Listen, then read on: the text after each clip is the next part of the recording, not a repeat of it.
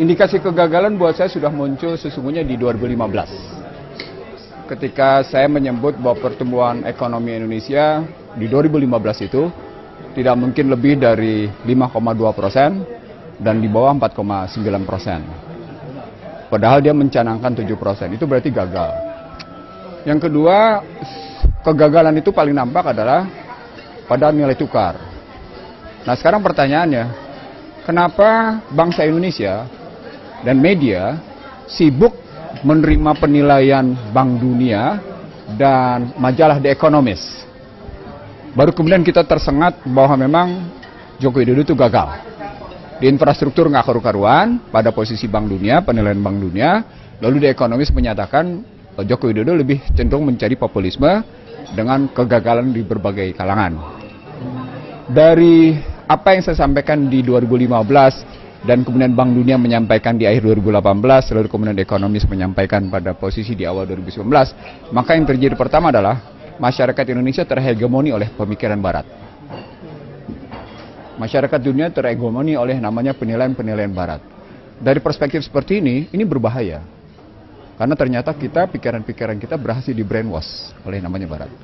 Jadi kegagalan pertama bukan sekedar kegagalan Joko Widodo, tapi kegagalan masyarakat Indonesia. Karena saya ngomong bukan sekarang. Saya ngomong infrastruktur sudah jauh sebelumnya. Saya ngomong soal kegagalan ekonomi sudah jauh sebelumnya, gitu posisinya. Kenapa? Karena kita suka betul kalau orang asing yang menilai kita berhasil atau gagal. Jadi itu saya kalau kita sadar bahwa itu adalah sebuah problem besar, maka pertama yang harus kita bedah adalah diri kita. Kenapa kita kalau sama orang asing terkagum-kagum, baik dia menyatakan kita benar atau kita salah? Itu dulu yang pertama. Yang kedua sekarang, kita masuk ke Jokowi. Dia gagal lalu tetap mencalonkan. Dalam panggung politik biasa-biasa aja. Tapi yang paling penting adalah bagaimana menutupi kegagalan dan menaikkan keberhasilan. Nah, apakah itu menjadi hoax atau bukan hoax itu nomor 2.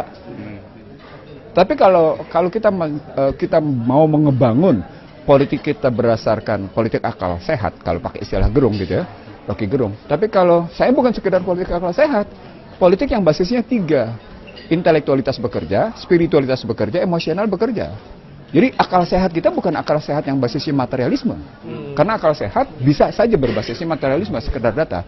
Tapi juga akal sehat yang didasarkan atas posisi sosial spiritual kita. Kalau buku kita bicaranya kayak gimana? Saya ingin mengatakan harus ada konsistensi, harus ada sikap istiqomah antara akdun bil qalbi, iqrarun bilisan, amal bil arkannya. Sikap kalbu kita, ucapan kita, dan tindakan kita. Dengan konsistensi itulah kita menilai kegagalan Joko Widodo. Kalau kita konsisten menilai itu, maka tidak layak kita terima Joko Widodo. Logikanya sederhana aja. Sederhana aja logikanya. Nggak perlu jauh-jauh melihatnya. Dengan kalau begitu, maka ya kita mesti cari pemimpin yang memang pertama konsisten akan pemikiran, konsisten akan sikapnya. Bagaimana bedanya? Gampang. Kita urut ke belakang.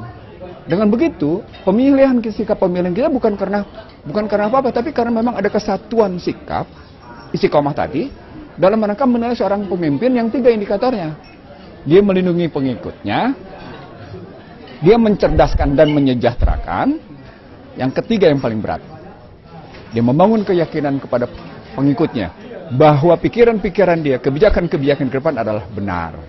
Nah kalau pakai bukunya Michael Hart, cuma 1 pemimpinnya. Muhammad Rasulullah. Terima kasih. Assalamualaikum. Salam.